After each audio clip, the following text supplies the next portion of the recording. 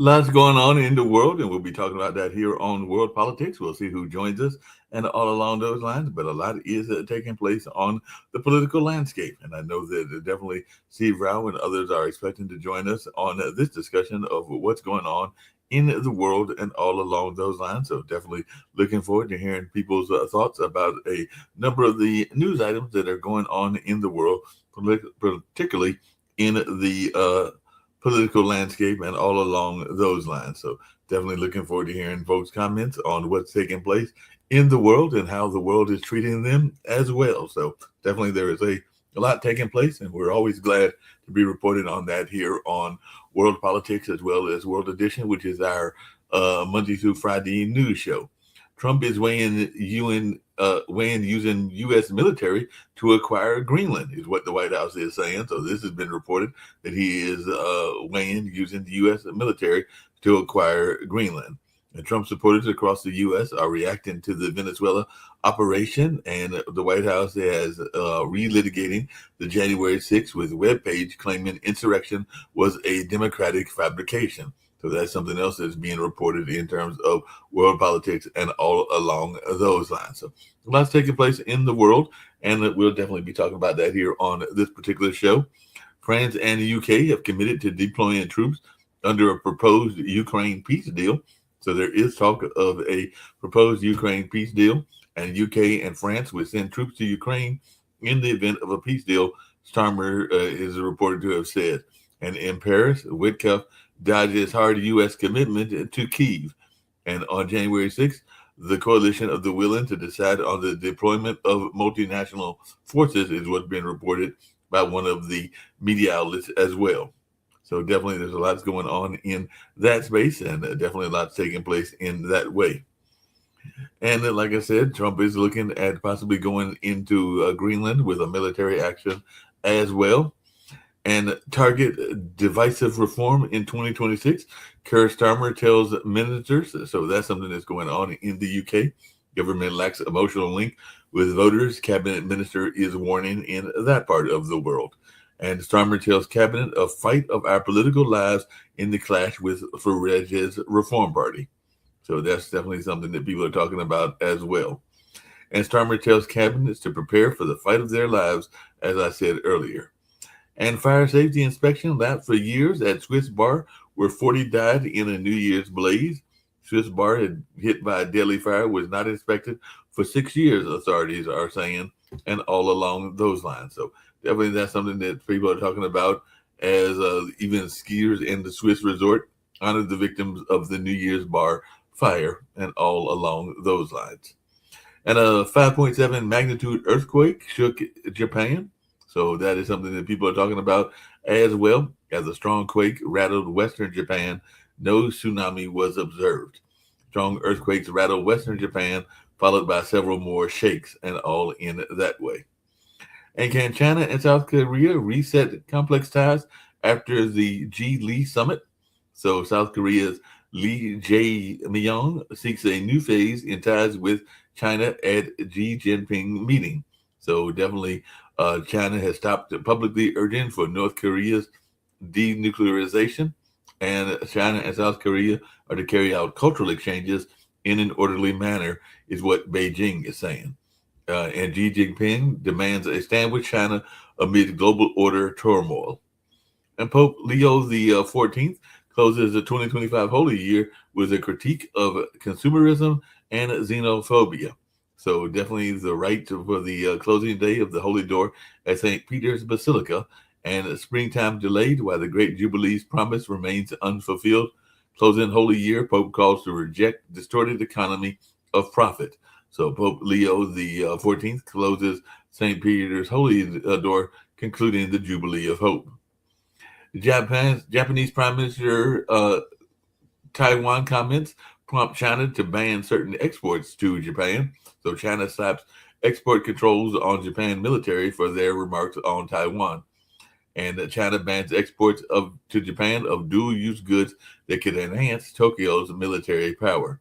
See how a Chinese attack on Taiwan would be Japanese problem, is what the Wall Street Journal is reporting. And some people, including NPR, are saying why Japan pulled the plug on Japan why China pulled the plug on Japan, the indicator from Planet Money, and that was reported in NPR. And tourists on a remote desert island stranded after a rift between U.S. allies. So hundreds of tourists have been stranded on a remote island as troops are pulled from a conflict zone. So Americans among foreign tourists stranded on a desert island in Yemen. So hundreds of tourists stuck on the Yemeni island as tensions simmer on the mainland. And Maduro's wife is seen in court with visible injuries. This is something else that is being reported as folks are getting ready to get into the whole notion of that particular trial and all along those lines. So definitely lots going on in that way, and we'll be glad to be reporting on that and seeing what folks have to say about that as well. Minnesota is stuck in Caribbean after the U.S. strikes Venezuela.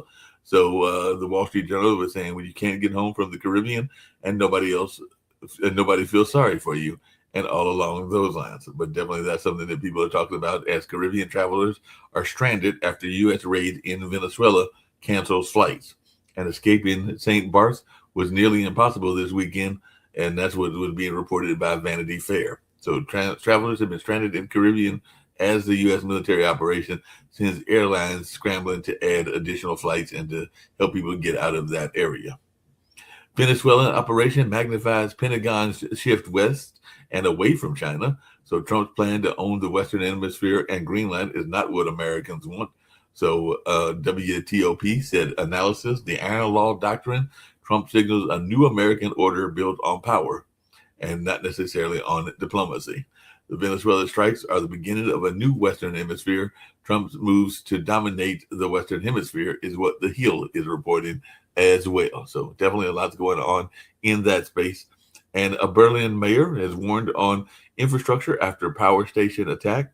Thousands in Berlin go day without power and call service after cables are set on fire. German prosecutors opened terror probe into the Berlin blackout, and protests over AI climate crisis leaves tens of thousands without power in Berlin. So that's something that people are talking about as well, this notion of the crisis and all along those lines. I'm going to bring in Sasha Starr here, what he's got to say about a number of these stories. And by the way, a ban on TV junk food advertising before 9 p.m. comes into force in the UK. So apparently if you're going to the UK, don't expect to see any advertisements for junk food during those hours and everything like that. So junk food TV and online advert ban comes into force there in England and all along those lines. And Central African Republic Touadera wins his third presidential term. So this will be his third term in the leader of that African nation. And that's definitely something that folks will be following in the African nation. And Saudi Arabia's dispute with the UAE exposes a deeper regional power struggle. So there are a lot of these regional power struggles going on as well. So Saudi-backed government forces retake multiple cities in southern Yemen, and Yemeni government accuses separatists of Aden restrictions. So definitely a lot going on even in the Middle East. And Zelensky has replaced Ukraine's powerful security service leadership, and Ukraine replaces the spy boss who oversaw the spiderweb air base attacks. So Zelensky has forced out the Ukrainian spy chief who led those raids against Russia. So we'll see what goes on in that space as well. So lots going on in the world. And Anna Navarro shocked the View audience by applauding President Trump's arrest of the Venezuelan leader. So definitely White House is slamming the View star as liberal and all along those lines. So they're always attacking the View and they're slamming the View stars as liberal pundits over their reaction to Venezuela. So Whoopi Goldberg snaps at Sarah Hayne during a Venezuela debate, and all along those lines, apparently the White House wasn't too happy about some of the views that were put out there, and all along those lines. But I did hear that there might be this talk of, I know you and Jonathan don't think it's going to happen, but I guess they're saying that some of the UK and some of the European nations are saying that they're willing to put boots on the ground in this supposed peace deal. So what's your thoughts on this, Sasha? They're talking about this peace deal once again. Okay, peace deal, Mark, between whom? Ukraine and Russia, with the European nations saying that they will be like a peacekeeping force. The U.S. doesn't say it's going to be a peacekeeping force. Okay, so peacekeeping force, it means that there is a peace and the forces required to keep that peace. Right. But there is no peace right now. Why No. are we discussing the peacekeeping force and how many tanks and how many machine guns and how many fighter jets and so will be involved? Maybe 45 or only 43? Why are we discussing that when there is no peace and not one even close by? Because Russia has not agreed to any deal. It hasn't to any concessions whatsoever. For the Well, last years, they're saying exactly the same thing over and over and over. Well, apparently, UK and France agreed to send troops to Ukraine in the event of a peace deal with Russia. So this was just reported by CNN earlier today and everything. So it looks like there's some people that are trying to get this peace deal going and everything like that. So they're telling that there are going to be these multinational forces that'll be out there that'll help in that situation. But that's what it was being reported on CNN, with this notion that both the UK and France are saying that have agreed to send troops to Ukraine if Russia will agree to get a peace deal. And then what? It's everything what you just said is absolutely meaningless because they're saying if there will be a peace, then we're going to send forces. If there is a peace, this forces is not a big deal. It's a big deal now when there is a war. It's no big deal if there is already a peace.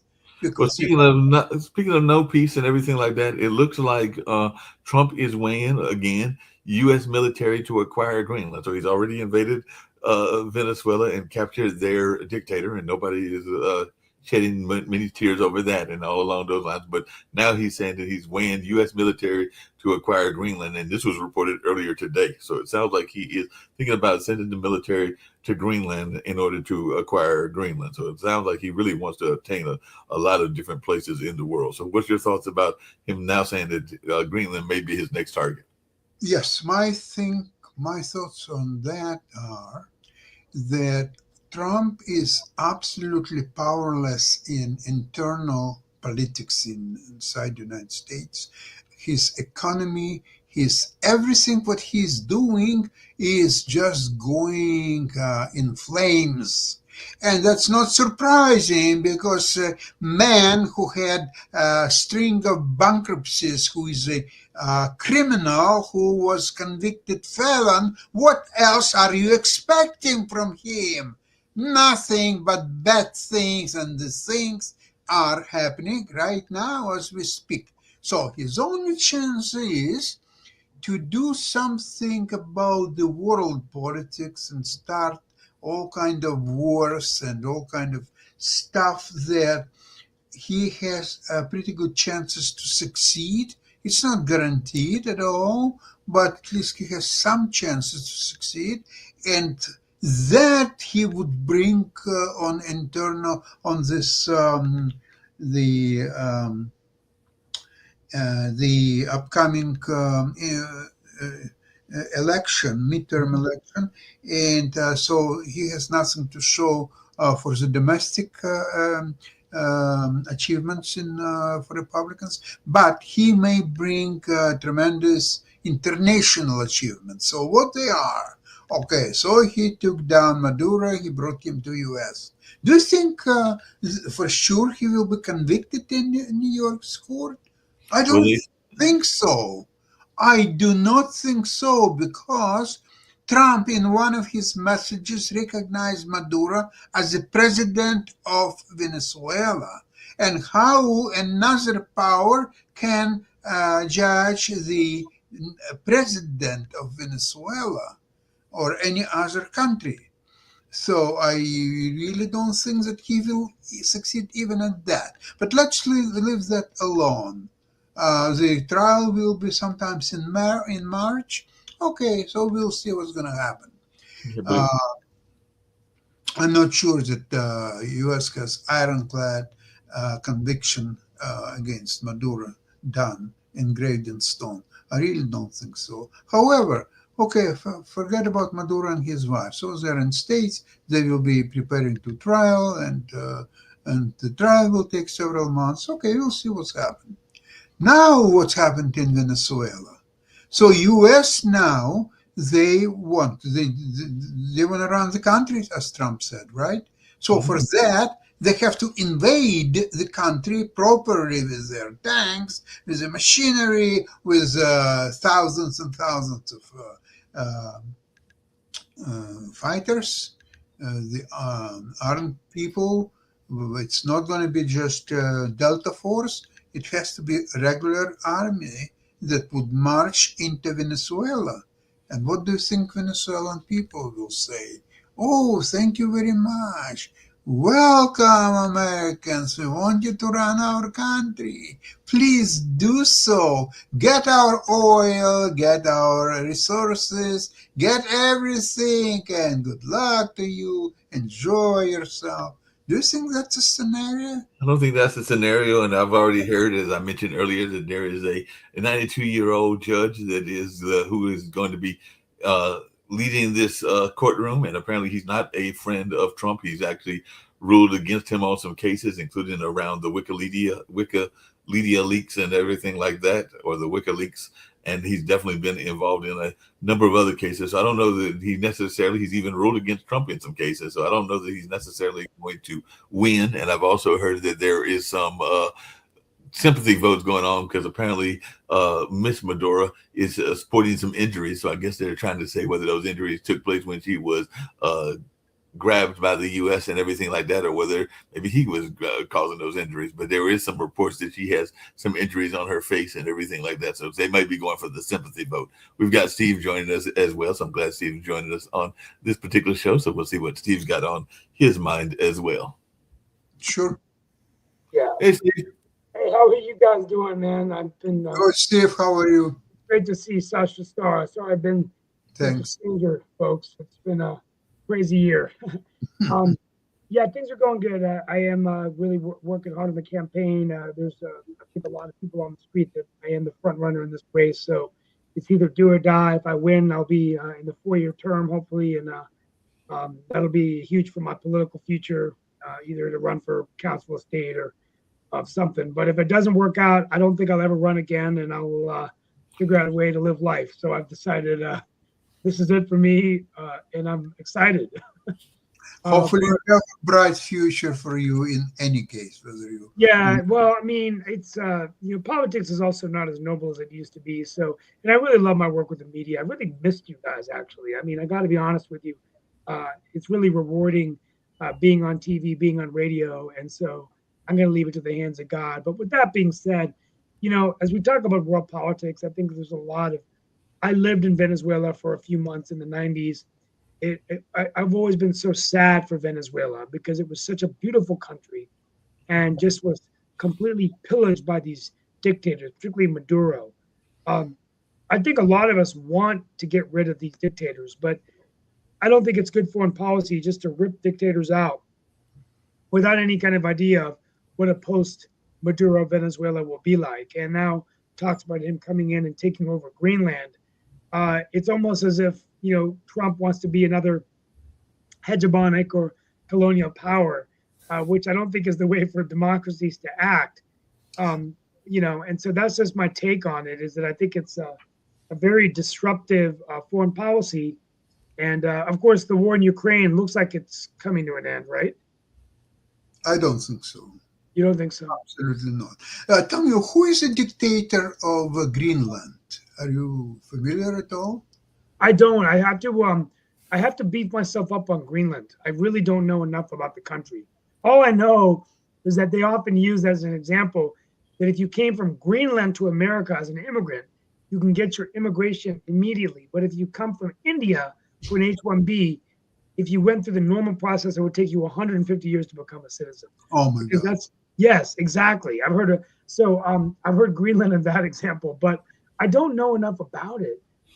It does make sense from a strategic perspective in terms of dealing with Russia and everything, but I don't want to say anything in the air without knowing my fully vetted. But I think it's just, one thing I will say as we look at, Fareed Zakaria gave a good point a couple of weeks ago when I was listening to him that, if you look at the Monroe Doctrine, when we were coming in and taking over these Latin American countries, it was a very different time because there was so much more of the trade. But if you look at the trade, it's maybe 300 or 400 billion versus Europe, it's trillions, and China and India, it's trillions. So in terms of the long-term view of the world, it's very short-sighted for America to just come into the Southern Hemisphere and just start taking out folks. I mean, who's next? Colombia, Cuba, Venezuela, and then we're going to have all of these countries that we're going to have the headache of transitioning the government. And Steve, just a couple of days ago, I got myself familiar with the Monroe Doctrine, and I read exactly what it is all about. It's about America's ability and desire, of course, to replace unfriendly governments to the United States with a friendly government, and it's mostly to deal with Central and Latin America. Right. So supposedly Canada is not part of the Monroe Doctrine, although geographically it could be a part of Monroe. And if our Prime Minister, Carney, is not deemed as a friendly to the United States, which could be, then accordingly to Monroe Doctrine, United States could replace Carney with a somewhat friendlier prime minister, although it remains to be seen. And by the way, Canada has ordered incredible amount of drones and sea drones from Ukraine, together with their technology and with their experience in operating the drones. So the operation of taking over Canada by imprisoning Canadian Prime Minister may not be as easy as it looks. Maybe it's not easy at all. Now, on about Latin America, let's see, China is investing, actually so far China invested $50 billion into Venezuela. Russia invested $20 billion. So what America is saying that no foreign investment is eligible for Latin America countries because it could deemed as not friendly investment to United States. So therefore, if you take a country like, Argentina or Brazil or just almost any other country, Paraguay, so America could prevent China or anybody else to invest into their country. But if United States is not investing either, so what they're saying is, okay, you just stay there and just die. We are not going to invest ourselves, and we are not going to permit anybody else to invest. How, in your opinion, Steve, does it work? You're talking about just the validity of a concept of a Monroe Doctrine, which could have implications, say, 100 years ago. Basically, the idea was that America didn't want European powers to get involved into the Western Hemisphere. It made some sense at that time. I think that's exactly what I was trying to say. It just doesn't make any sense now when you look at kind of globally. We still need to trade with Europe, which is still a big market. Europe's had a lot of problems. You have the Asia countries like India and China. Trade is getting into the trillions of dollars there. So, and you look at the big picture, it's a very short-sighted economic policy. I mean, I think that there's a way of doing it. I mean, I do think that getting rid of these dictators does make the world safer. We don't want people like Maduro in office. But I think just coming in and taking a leader out without any kind of transition strategy, number one, we did this in Iran. I mean, we did this in Iraq, right? We did this. We saw this under Bush too, and it simply didn't work. And so I think it's a balance. And I think that, this may be, Sasha, about the oil. He wants to just, control the oil. But, I think the reality is we know that he would not be able to get this through Congress.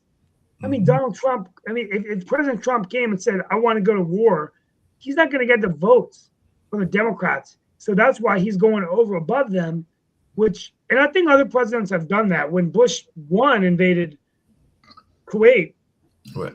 I can't remember, but I think he just went in, but I don't know, but he did come in and announce. He did come to the American people and announce it on television, and then he did make a comment about it. He didn't just go in there So I think that's the whole point is that as the president of the United States, you can't just go in there and start attacking every country. You're not a dictator. Hold on. There was a several months gap between invasion of Kuwait by Iraq, and United States were involved at that time in the diplomacy and talked to Iraq and explain everything to Europeans and to American people and so on. So it's happened. I was in Kuwait one day before invasion, by the way.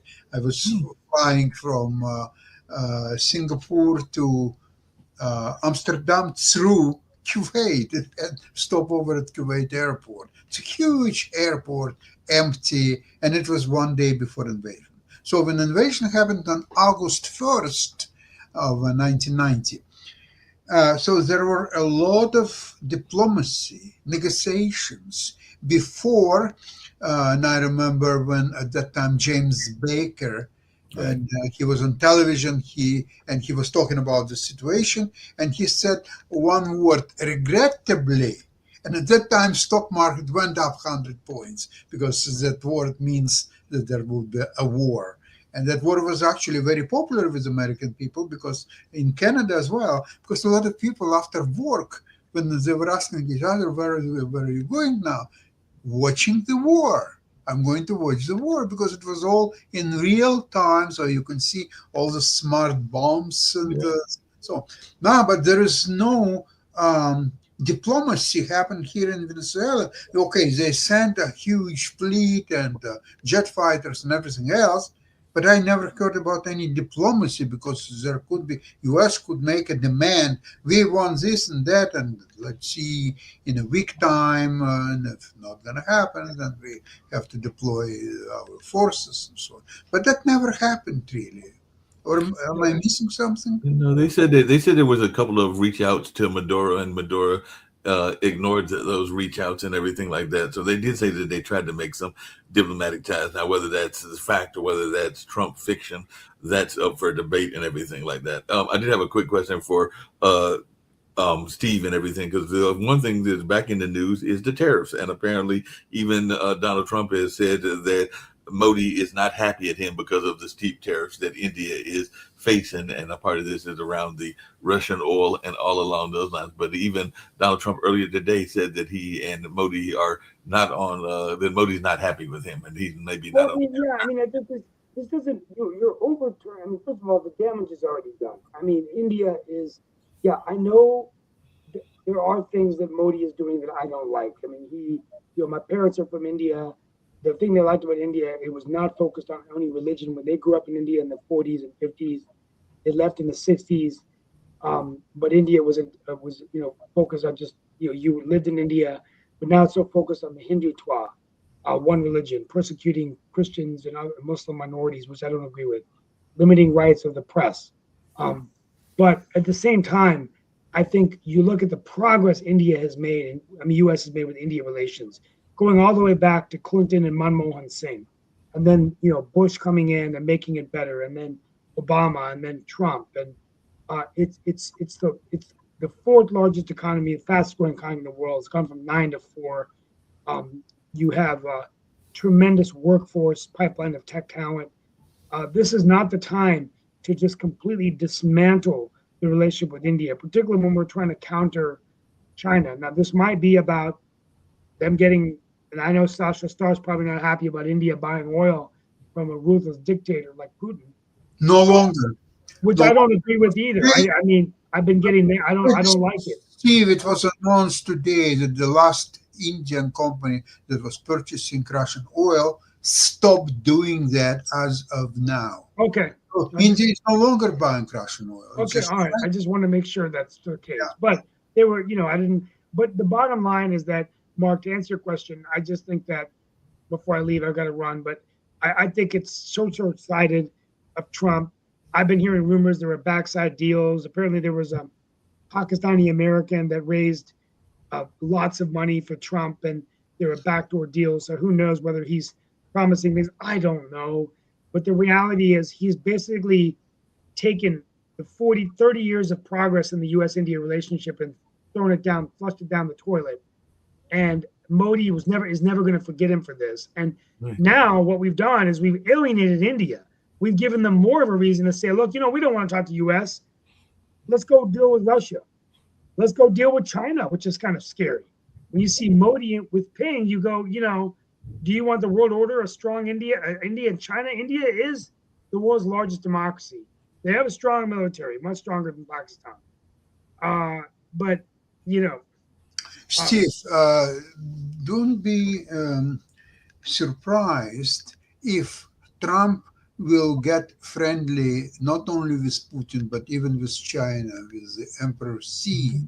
And that could spell some unpleasant situation for India, because India will be left against basically all enemies and no friends. I know. That's it's horrible. Well, guys, it's been an honor. I've got to get ready for another call, but I will be back, starting March 3rd, either March 4th, I'll be victorious in the election, or I'll be a former council member that will just put all of my time in the media and try to make more money and enjoy life. Because, guys, if you're out there thinking about doing politics, I just want to tell you something. It's not a way to live your life. I mean, really, I'd like to have some good Russian vodka or Ukrainian vodka with Sasha, hanging out and relaxing and watching some movies and reading some books and going for a walk. Just enjoy life. Just take all your investments and put everything in artificial intelligence. And gold. Silver. We're only in this world one time. Everything sell. Sell everything. Just have this. Well, Mark, I'm sorry I've got to leave a little early, but but I'll be back on Thursday, I think, and then I'll be in and out and tomorrow as well. But and then I did speak with Leo Williams. I guess he's gotten through that crisis, though he does seem a little bit on edge about that whole situation. He's still on edge because there's still some serious accusations that are out there, and I guess he's trying to weather that storm and see whether it will happen and everything like that. But there are still people that are saying that he was doing some grooming and some other stuff while he was a teacher and all along those lines. But so far, it's I haven't heard as much of it as I did earlier in the latter part of last year and everything like that. But that doesn't mean that folks aren't going to be starting to target him later on and everything like that. So as you know, politics can be a very nasty game and everything like that. So even though he's won the election and doesn't have to face another one for 2 years, it doesn't mean that forces out there won't be making their ways of trying to attack him, just like they would attack any politician. Steve, last question. Do you think that the Democrats will be able to take House in the midterm elections? Say it again. Do you think that it's possible that Democrats will win the House in midterm elections? Yes, I do. I think it's going to be a good year for Democrats. I think Roy Cooper will be the new U.S. Senator. I think it's been such a mess. The question is, I think they can win back one. I'm meeting Hakeem Jeffries on Friday. He's coming here, my partner, my phone, and I was hosting an event for him. I think that they'll win the House. They could win the House, but the Senate could be close. But I think it's going to be a good year for Democrats. I think 28. I had a call with Governor Beshear a few days ago, and I think that he's going to run for president. I think Newsom's looking at it. Buttigieg, maybe. I mean, who are they going to run for the White House? So you can win the midterms, but they got to win the White House back, because you don't win the presidency, then it'll be J.D. Vance. I think he'll be anointed as the heir apparent to Trump. That's what I hear. Unless Trump runs for a third term. At this point, I wouldn't put it past him, right? He'll find a way. This is what I call the reality TV presidency, right? Anything's possible, man. It's like the show Olympus Has Fallen, or there's got to be a Jack Ryan out there, or a Jack Bauer from CTU 24, right? So, but thank you all, Mark. Sasha's going to come back. I got to run to go to Raleigh for a city council meeting and then another meeting. So, I'll be on tomorrow, and then Sasha, after the primary, we will get together on your Ukrainian show. Okay. Excellent. Thank you, guys. As Walter Cronkite used to say, I used to love this as a kid, and that's the way it is. January. For Cronkite, and that's the way it is. January. And by the way, don't forget that today is the 5th anniversary of January 6th. That's right. Well, It's the fifth anniversary of January 6th and everything like that. So yeah. Okay, 5 years I ago. forgot. All right. All right. Thank you guys. Goodbye. Thank you. Yeah, appreciate you. Yeah, Jacoby, you still with us? Yeah, So I'm still here. I just got here. Well, I saw you popping in and out and everything like that. So what is Oh your yeah. what's your take on the fifth anniversary? Because Sashi is right; it is the fifth anniversary of January 6th, and they're now out there trying to put it out that was a Democratic fabrication. That the January 6th did not happen. I did see that in some news media and in some social media as well. That they're trying to pretend as if that horrible event did not happen or was a Democratic fabrication. You know Oh, what? it's Hold on. What Brazilian President Luna? You know what he said? If Trump would be in Brazil, he would have been already in jail. That's what he said. I mean, that's the official White House position now too. Sasha, I don't know if you saw that on the White House, I guess it's whitehouse.gov, they changed it to the real January 6th. To the what? Yeah, they put out a Trump, and just like they changed all the stuff about the history with the White House, with Barack Obama being the first black president, and so on and so forth. They changed all that. Well, they changed also the January 6th, put out a statement and trying to say that, well, the real January 6th was peaceful and all this other stuff. Yeah, it's bogus. And yeah, Sasha, yeah, he's right. If you were in Brazil, yeah, that man be in jail. Well, apparently, the whole ICE thing is getting into the news as well because Hilton, the hotel chain, apparently booted an independently franchised Minneapolis hotel from operating under its name because it banned immigration agents and then lied about reversing the policy. So I guess they were not going to let immigration agents come there, and then they had this policy going on. So they were denounced Monday after Homeland Security shared an email from the Hampton Inn by Hilton in Lakeville notified the agency it was canceling reservations made by agents ahead of an immigration enforcement deployment. But here's the question, though. Why are they denouncing it? They already made it they pushed it for companies to be able to deny service to anyone they wanted to. Yep. The Hilton didn't want to service ICE. So therefore, they're in the right. Why are they denouncing it? Because remember, it went to SCOTUS about it. Right. They do go to SCOTUS. And apparently Hilton posted on X, the independent hotel owner had assured us that they had fixed this problem and published a message confirming this. So it seems like Hilton is upset at this agency as such. And they says, as such, we are taking immediate action to remove this hotel from our system. So they're no longer part of the Hilton because they feel that they did a turnaround and everything like that. Who do we think, Steve, when he was here, was talking about the midterms, and I know Sasha brought it up as well and everything like that. But, and I know everybody's saying Mike Lindell doesn't stand a chance of winning in Minneapolis, but is Amy K. Amy Klobuchar. Thank you. Is she going to be the head She'll be the next governor of Minnesota. Because she's her election. I mean, she's well liked in Minnesota. The elections that she's won by a lot. She's a good fundraiser, and yeah, she gets out there. So Amy Klobuchar will definitely win Minnesota. Mike Lindell doesn't have a shot. The thing is, Mike Lindell gets all the headlines from coming out of the Republican side, but there's actually a Republican challenger that's a legit challenger. But she's not going to get any eyeballs because Mike Lindell on the Republican side is going to get all that. But Trump today, Sasha, I don't know if you saw this one because this one made me laugh. First person I thought of, Sasha, because I wanted to talk to you about it. Because when Trump got on stage and instead of saying anything about, well, we have to win the midterm elections because of, our policies. And no, Trump got on stage today and said, well, if we don't win the midterms, they're going to impeach me. The Democrats are going to try and impeach me. He's crazy. I heard that. I think he's completely crazy. Yeah, people are wondering about his sanity and his health, and he does say some crazy stuff. And apparently he had one of his famous rants earlier today. And in that rant, he said a lot of stuff that folks were trying to make sense about and everything like that. So I remember there was a whole conversation around Biden and his acumen and everything like that. But what are our thoughts around these rants that Trump is having? And nobody seems to be really rallying against the rants, but he does seem to have several rants. And apparently he had one earlier today that folks are still going like, what did he say? And everything like that. Because part of that rant was where he was going against this whole notion that he was going to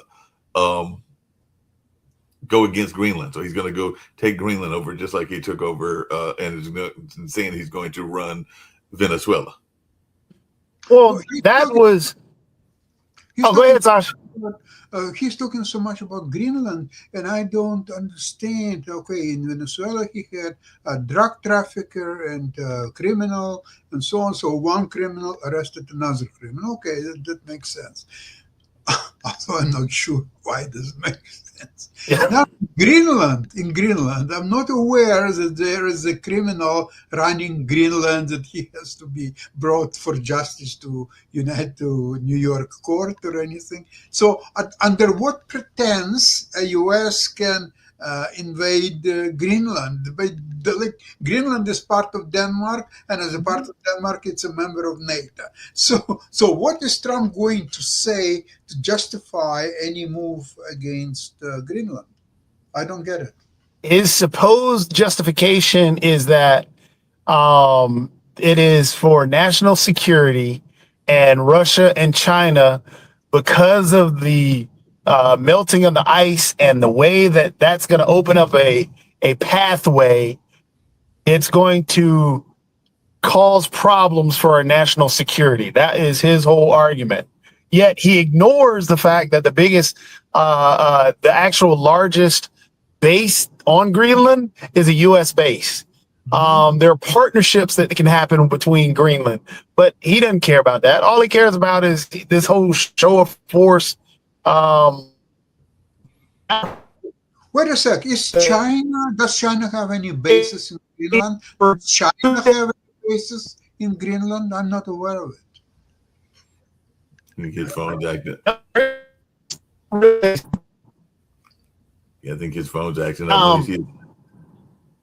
Oh, am I back? Yeah, you couldn't hear you there. Oh, okay, but yeah, there really is no basis, even though he's yelling out it's national security. But it's the same thing in Venezuela because they went in for oil. Now the oil companies don't even want the oil, and even worse, the people of Venezuela are upset now because the government that they left intact is now they're also going around rounding up people because you have gangs that are loyal to that government or loyal to Maduro that are now rounding up Venezuelan people who actually they think may have gone and helped this situation happen of taking Maduro. So you have all this stuff now happening in Venezuela. The same thing that happened in Palestine and Israel, that's still going on. Same thing that's happening in Ukraine. Same thing that's happening in Somalia. Same thing that's happening everywhere that he said that he's done good. He hasn't. This man is just his crowd tries to justify everything he does, and it's just wild to me. I just don't get it. You can't get some people to see the light no matter what's going on. To answer your question, Sasha, because I just looked it up in our favorite tool, AI, China does not have official military bases in Greenland, but apparently they have significant economic and resource presence, especially in mining, in dealing with rare earths, uranium, and iron and infrastructure, because they were part of an airport bid and everything like that. So they have some interest, and apparently they remain interested in Greenland as part of its Polar Silk Road, focusing on resource access and scientific research, not an overt military base and everything like that. Yeah. So they don't have any actual military bases, but they're involved in some research kind of deals in that part of the world. So Trump wants to kick out Chinese from Greenland? Is that what his idea? Yep. He's saying that it's national security and that he wants to take the rare earth minerals and all this other stuff because it's national security.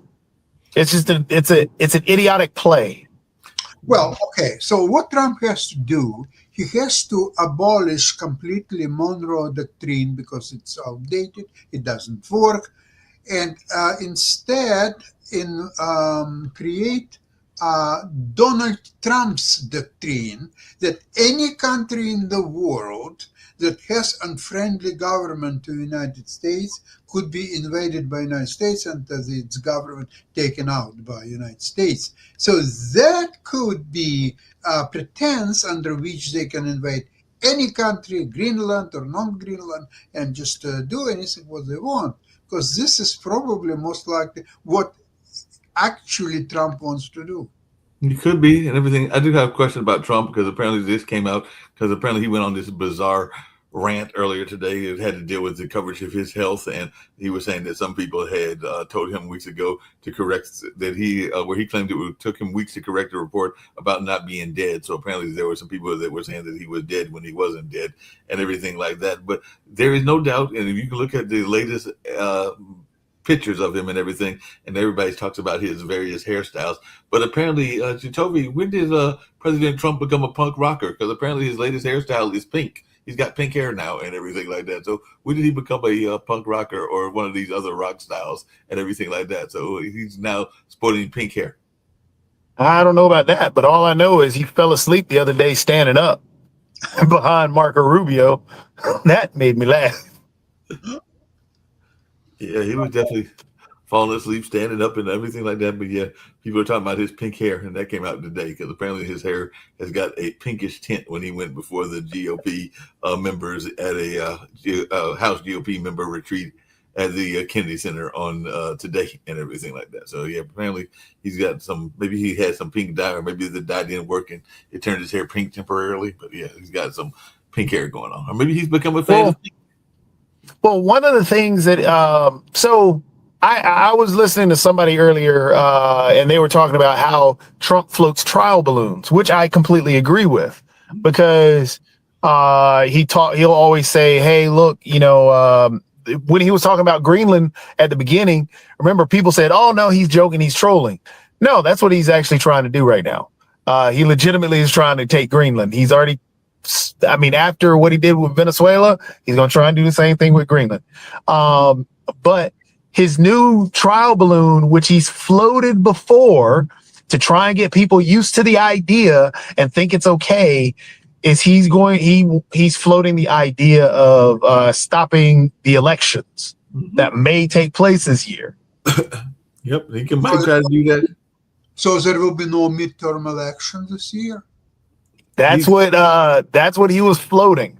Yeah, he's floating. He actually said that in his speech, and he was talking about, well, I could, but then, people already call me a dictator, ha ha ha, and people are saying that, oh, he was just joking.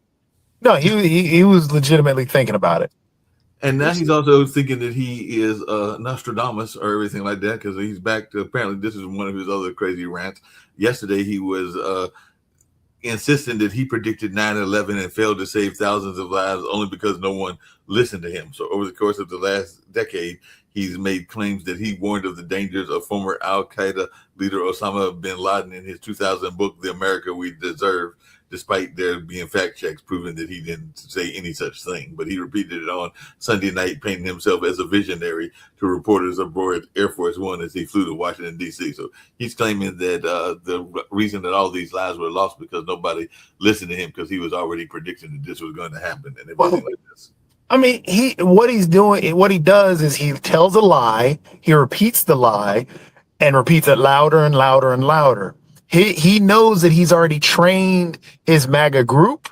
That's why when Nick gets on here and he parrots off those things, all the individuals that, kind of follow and like Trump all throughout our years here come on and say exactly what he says, parrot it verbatim, knowing that it's a lie because Trump has trained him that way. For example, today in his speech, he also said that there were no deaths in Washington, D.C.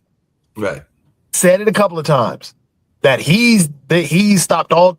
Well, there have been 59 deaths, 59 homicides since that in that same time span, 59 plus. So go all the way. He's just lying. Yeah. All he does is just lie, and they'll just repeat it. Yeah. He just keeps lying, and they keep giving the same lie It's justification and everything like that. But it's the same. Was it Joseph Goebbels? Is it Goebbels or Gables? Goebbels, I think it is. Who? Yep, did the whole. That was his. He was the messenger, and that's the way he worked it. It's the same propaganda use. That's what Trump does. When people said that, I think wasn't it in his ex-wife's book or somebody's book saying, or some reporter talking about how Trump, he had an affinity for Hitler, read Mein Kampf and all this other stuff, and he liked Hitler. I think these are the things that he did. Yeah, I think David K. Johnson, that used to be regularly on here, used to say stuff like that, and some other people have reported it on as well. So there have been a couple of reporters that have mentioned this. Really quickly before we get ready to end, we got some other shows coming up on the network and everything like that. What is our thoughts about the break, though? Because it does seem like there's a break in the MAGA wing. I mean, we got Marjorie Taylor Greene, we've got others that are leaving, and some people are even asking me. I had a friend of mine yesterday ask me, where is Caroline Levitt? And I think he's expecting another child, so that might be where she's disappeared. And then they were wondering where Kristi Noem is, because Kristi Noem hasn't been as visible as she used to be. But then there are folks that have literally left the MAGA wing, like Marjorie Taylor Greene. So what is our thoughts on this notion? Is there a fissure happening within the politics of MAGA politics? Yes. Epstein this whole Epstein saga. He had created a huge part of his voting bloc were people that fell in love with him because he was going to uncover not only the Epstein files, but all this other stuff, because they believe that the government is keeping all these hidden secrets, conspiracies, and everything else. So yes, the whole idea that he is now covering up for Epstein has fractured the MAGA movement. So therefore MAGA still they're still wanting Trump, and they'll vote for Republican before they vote anything else. But a lot of them may not come out to vote anymore due to the fact of this fracture around the Epstein files. And Trump can't release the Epstein files because it implicates him. I mean, Well, there's something there. Something's there. I'll tell you what is there, where Epstein said very clearly that Trump is the most disgusting creature on earth. That alone is enough to release files. Yep. And folks are still waiting for those Epstein files, so we'll see whether they get released in the next days or weeks ahead. But they've been waiting for a while, and we haven't seen any Epstein files and all along those lines. So I got to get ready to get to the Mama Noni show and everything like that. So we're getting ready to wrap this one up, Sasha and Jacoby. It's been fun having conversation with y'all, and we'll be back tomorrow with World Edition and also the Modern Investment. So I know that you'll be talking with Jimmy and others about what's going on in the investment space. Visit the Modern Investing, because I will release very important information tomorrow, and very useful and practical. Sounds good. So definitely listen to that tomorrow. He's going to release some important information that can help you make some money and all along those lines. So definitely right now we're going to get out of here, but Modern Investment will be at 1:00 and we'll have World Edition on Wednesday. And I've also got the online dinner party where I've got some guests coming, including some musicians that'll be appearing on Wednesday. So Wednesday will be a full day of great entertainment. So out here on Pod TV. But right now, let's get on out of here, and I'll catch y'all gentlemen later. Bye-bye. Bye.